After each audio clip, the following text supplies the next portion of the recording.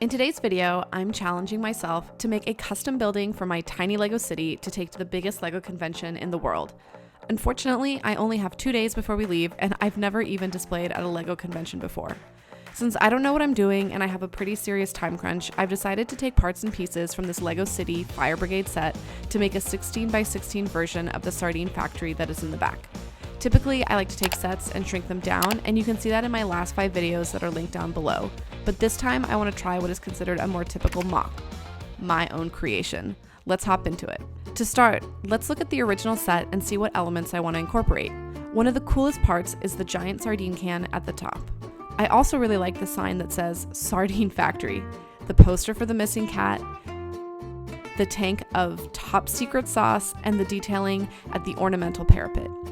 In case you didn't know, a parapet is a low wall at the top of a building. Since the original set is essentially just a backdrop for the typical Lego firefighter set, we will need a significantly higher quantity of basic bricks than we get with the set. I laid out some of the main elements and then pulled out my medium nougat and dark orange 1x2s, 1x4s, 1x6s, and masonry bricks for the main building elements. I also decided to use the 16x16 printed plate as the floor of the factory. However, I also wanted to keep the step up into the factory that the original set had. Therefore, to still use the printed 16x16 plate and keep the print visible, I used these ladder pieces to create an elevated walkway on the factory floor. Now, minifigures can have access to whatever they need, but everything is elevated and you can still see the print below. Additionally, I raised the entire model up so it looks like it's on some kind of concrete footing. I brought the tank of secret sauce inside the factory, placed it on a stand, and used the black roller coaster piece to have a way to access the top of the tank for the factory workers. I also found it interesting that my cat looks just like the one on the missing cat poster. At this point, it's been a few hours, but I'm feeling inspired and have a pretty clear vision of where I'm going. I used this older black door as a window shutter that is actually too small for the opening, but it will stay open, at least I'm planning on it, to activate the space and give line of sight to the secret sauce tank. That just means you can see it.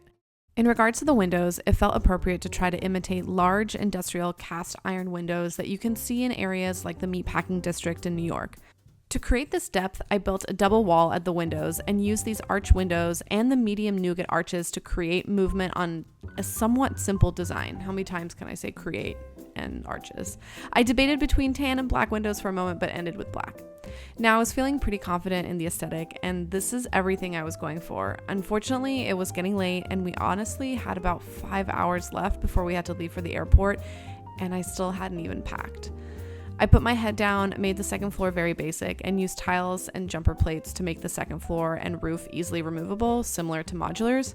Unfortunately, I ran out of time and would like to maybe add an office on the top floor. Let me know what you think in the comments down below, if you think that's a good idea or if I should just leave it as is. I made sure to add the parapet detailing that I saved from the original set, and then I put this crate with a fish in it since I didn't really have a fish in the set at all. I wanted to activate it a little bit more, so I added this mouse and a bird on the side on the air conditioning unit, and I think it looks pretty neat. Finally, I attached the large sardine can to the roof, and it was time to pack it all up and rush out the door to the airport. To bag it all up, I put each of the floors individually into Ziplocs, and then all the different bags went into a larger one, and then finally it went into this duffel bag that I carried onto the flight by hand. And I was even able to fit 24 homemade muffins to add some padding around the mock. After a 4.5-hour flight, we made it to Chicago pretty safely, and nothing really happened to my build. It only took a few minutes to put the Sardine factory back together because I also brought a little piece of road and sidewalk, and then I built the whole model on a Mills plate. Therefore, there weren't really any hiccups. Overall, Chicago was amazing, and setting up and displaying with friends is super fun. Even if your mocks are not coordinated and you're just displaying in the same vicinity, which is what we did, it's a great experience. It's also a completely different way of experiencing the convention, and if you've never done that before and if you've thought about displaying at a convention, I would highly recommend it.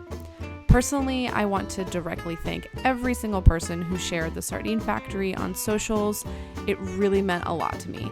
#Sardine Factory Hype. Now that we are back home from Chicago, it's time to incorporate the Sardine Factory into the Lego City. In the previous video, we finally set up roads and added additional vehicles on top of the IKEA Alex units. And if you're new to this channel, I'm basically taking 32 by 32 sets and shrinking them down, or like now, building a 16 by 16 custom mock. Anyway, back to the city. Fortunately, there were still a few plots of land left to inhabit, waiting for something just like this. I've tried a few different configurations of where to place the Sardine factory relative to the Daily Bugle and the other modulars and the up house, and this is where I landed. It felt odd leaving all the buildings on one side, and honestly, I'm so excited to build more mocks and continue shrinking down more sets to keep playing Tetris with, and just really figuring out the best way to display them all. During the yard sale at the convention, I was looking for 4-wide cars and other older town and city sets that would inspire me for more buildings in my smaller city. I was actually able to find this older police car that I absolutely love. It definitely doesn't match the police car that I made in the police station video, but I think I prefer this one better.